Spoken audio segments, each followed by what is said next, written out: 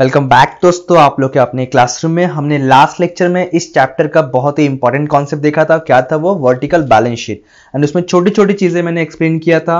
And एक question मैंने पूछा था आप लोग को, क्या? Share issue expenses and where is it, हाँ, एंड अंडरराइटिंग कमीशन के बारे में। तो कुछ लोगों ने मुझे रिप्लाई किया है। फर्स्ट तो एक बॉय ने किया, काफी अच्छी बात है। चलो, तो ऐसे काफी सारे रिस्पॉन्सेस आए हैं। तो जिन्होंने नहीं बताया, फिर कुछ लोगों ने रॉन्ग आंसर भी बताया। ओके फाइन, ट्राई तो किया है। तो थोड़ा सा पहले इसके बारे में बताता, फिर मैं आज ये जो दूसरा स्टेटमेंट होता है हमारा, कौन सा? Statement of profit and loss, इसके बारे में डिस्कशन करने वाले। ठीक है, चलो। लास्ट टाइम बहुत ही starting share capital reserve surplus को मैंने एक्सप्लेन किया था। क्यों? क्योंकि बैलेंस शीट में सबसे इंपॉर्टेंट चीज आपका यही होता है, सबसे बोलते ना जानकारी रखने वाला चीज यही होता है। इसके बारे में अगर जानोगे आप, तब जाके काम बनेगा। ये सब तो चलो नाम समझता है, लेकिन इनसे नाम से समझता है, बट ये एक्चुअली लायबिलिटी में क्यों आता है वो नहीं समझता है। तो बोरोविंग समझता है कि लायबिलिटी का ही पार्ट है, लायबिलिटी इटसेल्फ लायबिलिटी का पार्ट है। ये सब तो क्लियर होता है माइंड पे, लेकिन एक्चुअली ये लायबिलिटी नहीं है, बट फिर भी लायबिलिटी में शो करता है। इसलिए मैंने इसको थोड़ा सा ज्यादा टाइम लेकर एक्सप्लेन किया था। ओके ठीक है, काफी लोग के रिस्पॉन्स आए हैं, कुछ लोग के नहीं आए हैं। जो सो रहे हो उनके नहीं आए होंगे, कोई बात नहीं। चलो, प्रॉफिट एंड लॉस देखने से पहले मैंने क्या कहा कि आपको मैं थोड़ा सा जो आप लोगों ने रिस्पॉन्स दिया है या जिन्होंने नहीं दिया, फिर जिनको नहीं समझा है वो बता दो।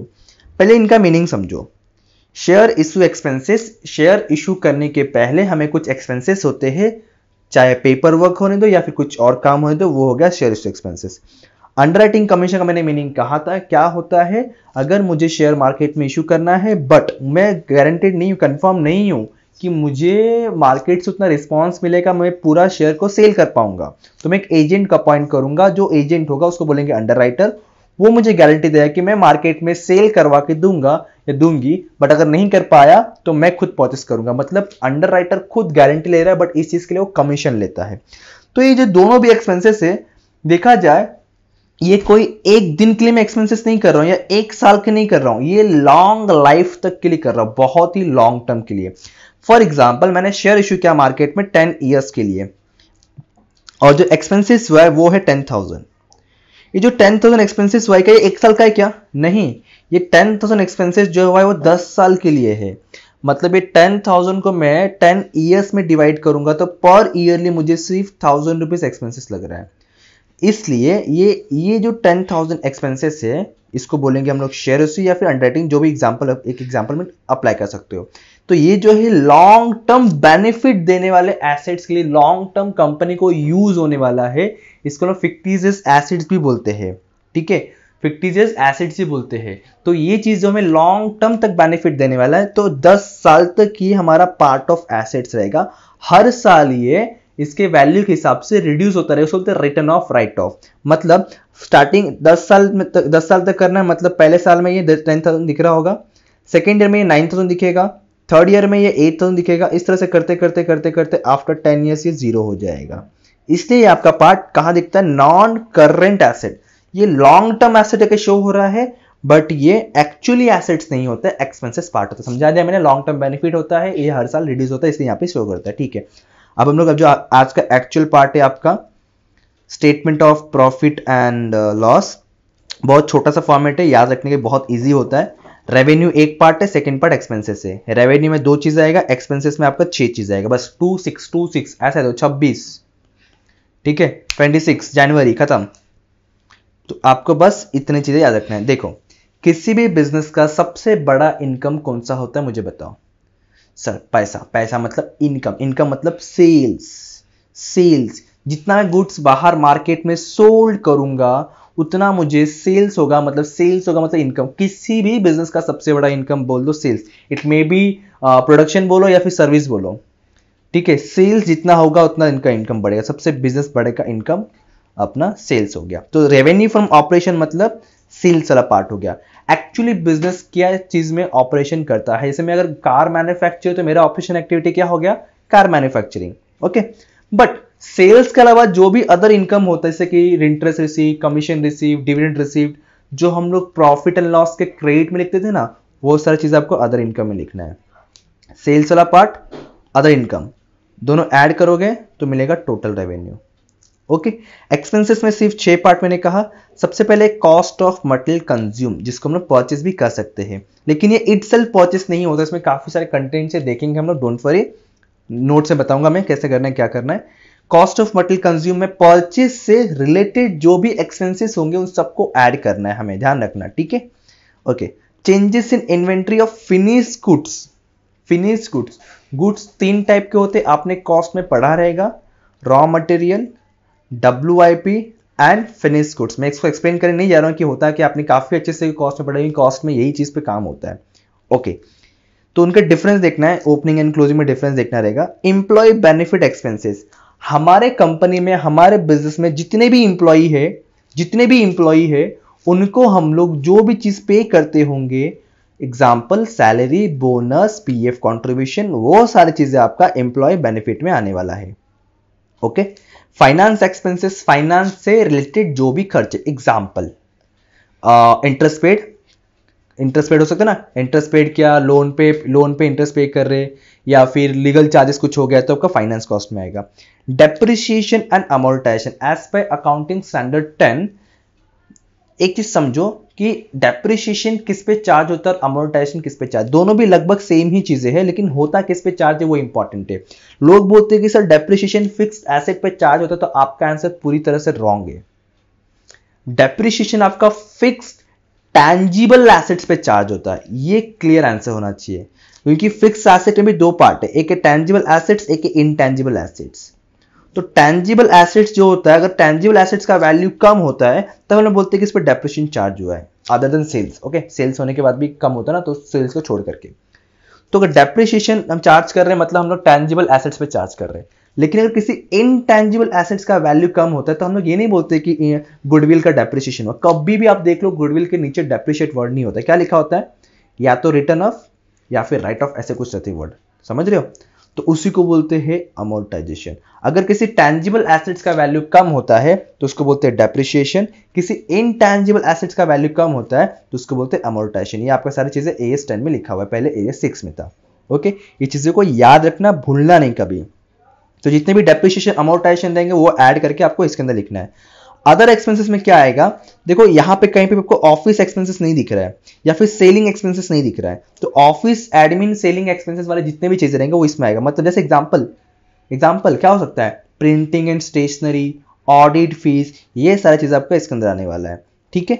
फिर आप जब ये 6 चीज को ऐड करोगे तो मिलेगा टोटल एक्सपेंसेस, ये 2 को ऐड करें मिल जाएगा टोटल रेवेन्यू। हमें कभी प्रॉफिट कैसे मालूम पड़ता है, जितना भी हमने इनकम किया है उसमें से एक्सपेंसेस को माइनस करने के बाद ना, मतलब रेवेन्यू माइनस हम लोग एक्सपेंसेस करेंगे तो मिल जाएगा प्रॉफिट बिफोर टैक्स, क्योंकि इसमें कहीं भी टैक्स कवर नहीं हुआ है। फिर गवर्नमेंट के हिसाब से जो भी टैक्स 1961 और 1962 के हिसाब से जो भी टैक्स वगैरह रहेगा, मतलब कंपनीज एक्ट के हिसाब से, सॉरी 1961 तो आपका इनकम टैक्स में आ जाएगा, ठीक है। हमें एज ए कंपनीज एक्ट चलना है, जब टैक्स फाइल होता है तो हमें इनकम टैक्स एक्ट के हिसाब से डेप्रिसिएशन देखना पड़ता है। तो हम लोग कंपनीज में देख रहे हैं तो हम लोग कंपनीज एक्ट 2013 और अभी जो अपडेट 2020 वाले के हिसाब से देखेंगे। ओके, जो भी टैक्स रहेगा वो माइनस कर देंगे, फिर जो बचेगा वो हो जाएगा नेट प्रॉफिट और लॉस आफ्टर टैक्स। सिंपल सा फॉर्मेट है, पहले क्या रेवेन्यू फ्रॉम ऑपरेशन, सेकंड क्या अदर रेवेन्यू इनकम, दोनों ऐड करेंगे टोटल रेवेन्यू मिल जाएगा। 6 तरह के एक्सपेंसेस होते हैं, पहला आता है, और लाइन से ही लिखना है बोल रहा हूँ, cost of material consume, changes in inventory of finish goods, employ benefit expenses, finance cost, depreciation, other expenses. Sir आपने फिनिश गुड्स इधर बोला तो सर रॉ मटेरियल और वो WIP किधर आएगा, डोंट वरी बताता हूं मैं। चलो पहले देखते हैं कि रेवेन्यू फ्रॉम ऑपरेशन में क्या क्या चीजें आ सकता है,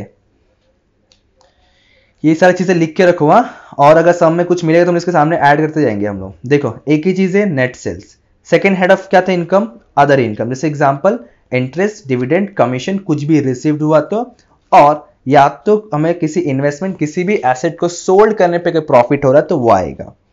कॉस्ट ऑफ मटेरियल कंज्यूम, मैंने कहा ना परचेस वाला पार्ट, ध्यान समझना, पहले हमारे पास कितना ओपनिंग स्टॉक था वो, प्लस हमने कितना खरीदा वो, जितना हमने रिटर्न्स कर दिया वो माइनस करो। मैंने क्या कहा था, परचेस करते वक्त आपको जितने भी एक्सपेंसेस लगे हैं for the purchase of goods और रॉ मटेरियल, उन सबको ऐड करना है। इसलिए इन्होंने क्या किया, कैरेज एंड फ्रैक्ट को ऐड किया हुआ है, परचेस करते टाइम पे एक्सपेंसेस लगा है। और अगर goods loss by fire theft हुआ, याद होगा ट्रेडिंग अकाउंट आपको अगर बचपन में पढ़ा था, यहां पे टू ओपनिंग था, यहां पे बाय सेल्स था, बाय क्लोजिंग था, टू परचेज था, और गलती से अगर चोरी थेफ्ट हो तो यहां पे लिखते थे हम लोग। तो हम लोग कर क्या रहे, देखो सिंपल सा, इधर के चीजों को ऐड कर रहे, opening plus purchase plus carriage वगैरह, वेजेस वगैरह ऐड नहीं करने का, परचेस करने के लिए जो एक्सपेंसेस लग रहा है, ठीक है, और क्लोजिंग को माइनस कर रहे और इस चीज को ही माइनस कर रहे, मतलब डेबिट के सारी चीजों को जो स्टॉक से रिलेटेड है, गुड्स से रिलेटेड है, उनको ऐड कर रहे और इन चीजों को माइनस कर रहे। सेल्स को क्यों नहीं ले रहे, क्योंकि सेल्स को तो हमने अलग से हेड पे लिख दिया है, हम लोग सिर्फ एक्सपेंसेस लेंगे, इसको सीओजी भी बोल सकते हैं एक तरह का हम लोग, ठीक है, कॉस्ट ऑफ गुड्स सोल्ड वाला पार्ट भी, तो वो अलग थोड़ा चीज हो गया। फिलहाल हम लोग यहाँ पे ध्यान दो, डेबिट के ओपनिंग परचेज प्लस किया, कैरिज एक्सपेंसेस को प्लस किया, क्रेडिट साइड में जो गुड्स लॉस है, फायर थेफ्ट ऐसा कुछ भी हो तो उसको माइनस किया, एंड क्लोजिंग स्टॉक को माइनस करना है। तो ये जब इतना तो पूछता नहीं है, मैंने आपको बोला ना डिटेल में बता दिया आपको पूरी तरह से, लेकिन रेयर पूछता है आपको परचेस और रिटर्न्स करे, ठीक है, इतना ही खाली पूछता है। एक ही क्वेश्चन होगा जिसमें ये रहेगा आपको, ओके। चेंजेस इन्वेंट्री, देखो रॉ मटेरियल यहां पर आ गया, तो बच्चा जो एफजी मतलब फिनिश गुड्स और डब्ल्यूआईपी किस में आने वाला है, चेंजेस इन इन्वेंट्री के अंदर आना है, लिखते जाओ लिखते जाओ। और ये आपको ओपनिंग में से क्लोजिंग करना है, ध्यान समझना, ओपनिंग में से क्लोजिंग, फॉर एग्जांपल ओपनिंग 1000 है, क्लोजिंग 500, तो आपको आउटर में 5000 दिखेगा, 5000 या 500 जो भी है, ठीक है।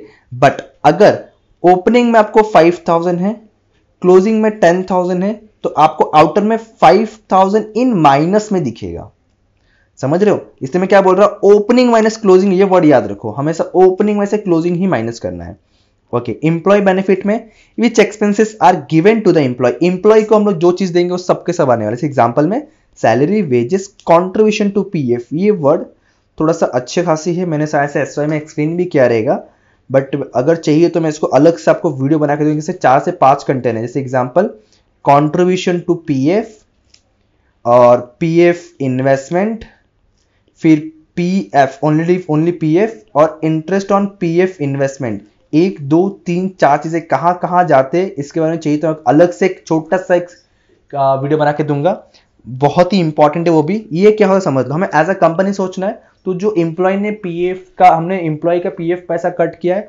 उसमें हम लोग अपने तरफ से जेब से कुछ ऐड करते हैं, तो हमारे लिए एक्सपेंसेस है, इसलिए, और किसको देने वाले, एम्प्लॉय को देने वाले, इसलिए एज अ कंपनी हमारे लिए एक्सपेंसेस है, इसलिए हम लोग एम्प्लॉय में ऐड कर रहे हैं। स्टाफ वेलफेयर, स्टाफ के वेलफेयर के लिए कुछ भी एक्सपेंसेस किया तो वो आएगा। अदर एक्सपेंसेस में मैंने कहा ना, which expenses are not recorded in above category, जो ऊपर कैटेगरी जितने सारे देखे हमने, इसमें किधर गया,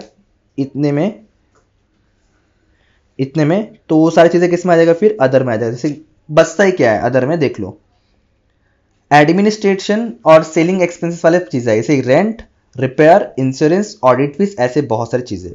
फाइनेंस कॉस्ट में interest on bank loan, interest on debenture, interest on borrowing, मतलब स्पेसिफिकली इंटरेस्ट की बात कर रहा है वो, बस इतना आपको करना है, तो हमारा जो statement of profit and loss है वो खत्म हो जाएगा।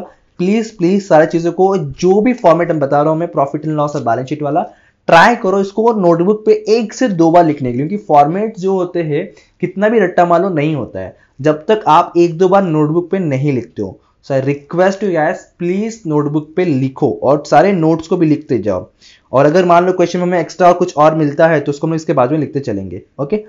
चलो अब मिलेंगे नेक्स्ट वीडियो में, नेक्स्ट लेक्चर में, तब तक के लिए bye bye, thank you so much, जय हिंद।